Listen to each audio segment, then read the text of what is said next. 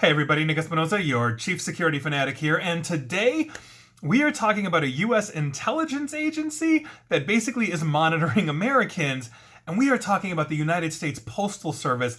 This is crazy. Now, I didn't know this was going on. This is coming courtesy of Yahoo News, but the law enforcement arm of the US Postal Service has been quietly running a program that tracks and collects American social media posts, meaning online, not through the mail, including those about planned protests, according to a document that was obtained by Yahoo News. Now, the details of this surveillance operation, known as ICOP, or Internet Covert Operations Program, have not been previously made public. The work involves having United States Postal Service employees or analysts go through social media sites and look for what the document describes as quote-unquote inflammatory posts, and then shares that information to other government agencies. Now, according to a March 16th government bulletin marked as law enforcement sensitive and distributed through Department of Homeland Security Fusion Centers, it said, and I quote, "Analysts with the United States Postal Service, USPS,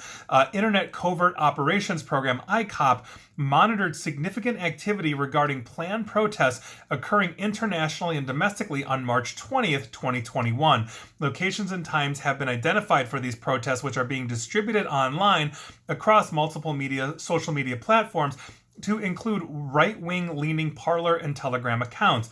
ICOP analysts are currently monitoring these social media channels for any potential threats stemming from the scheduled protests and will disseminate intelligence updates as needed." Now, the bulletin included screenshots of posts about these protests from Facebook, Parler, and Telegram, as well as other social media sites.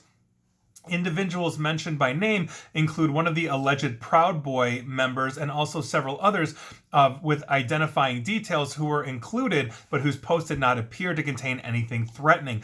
A number of groups were expected to gather in cities around the globe on March 20th, if you recall, as part of a worldwide rally for freedom and democracy. That's what it was called, Worldwide Rally for Freedom and Democracy, to protest everything from lockdown measures to 5G.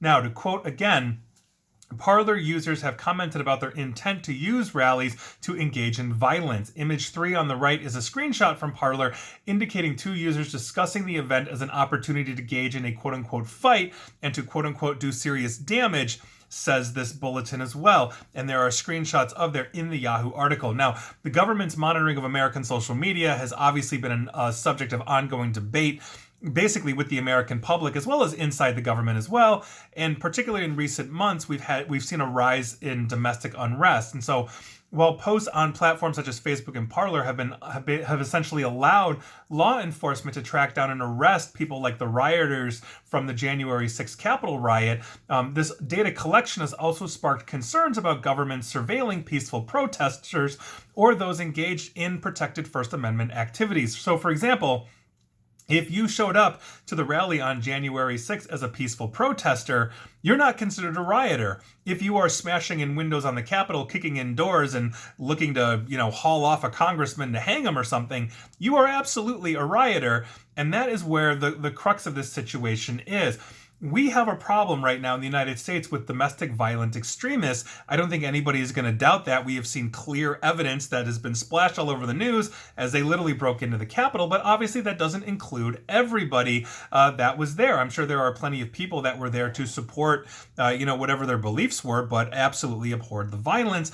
And I think that's a distinction that the world needs to make, without excusing those people that did that horrific thing. And so I think we have this serious problem, but I am surprised that the United States Postal Service would actually be doing this. Essentially, from what I understood, their charter related to mail, meaning a piece of paper that I put into an envelope with an address, slap a stamp on, and send wherever it is, or a package or something along those lines.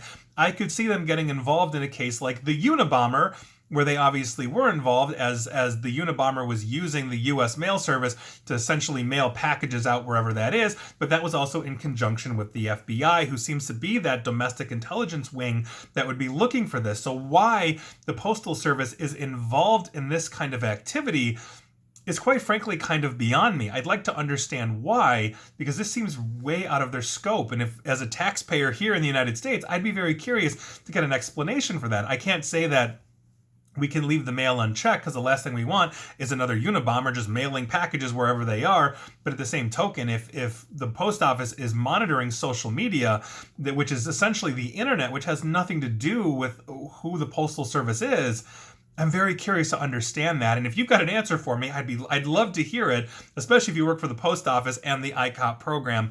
And that is your kind of unusual news of the day. And please like, share, follow me here on Facebook and Twitter at NickAESP. And please feel free to subscribe to me at YouTube as well. And as always, stay safe and stay online. Thanks, everyone.